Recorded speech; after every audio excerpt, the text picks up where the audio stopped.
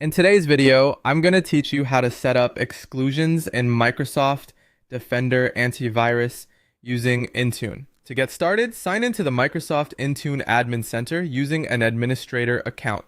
Once you're in, go to the menu on the left-hand side and select Endpoint Security. From there, click Antivirus.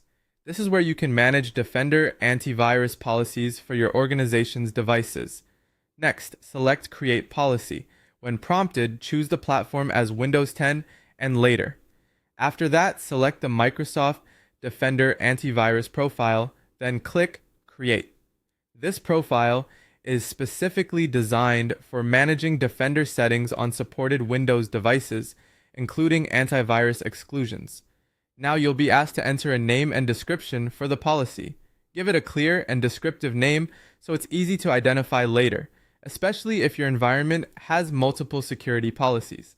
After filling that in, click Next to move on.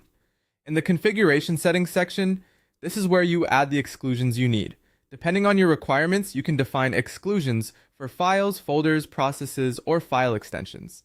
It's important to enter these carefully because exclusions tell Microsoft Defender Antivirus to skip scanning those items.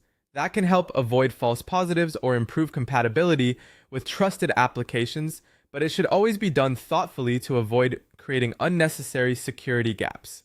Once your exclusions are configured, continue to the Assignment section and assign the policy to the appropriate user groups or device groups.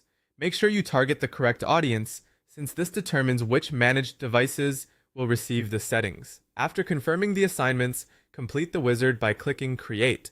At this point, the policy has been created, but you'll need to give it some time to sync to managed devices. Policy deployment is not always instant, so be patient while Intune applies the settings in the background. After the sync completes, the final step is to verify that the exclusions were successfully applied.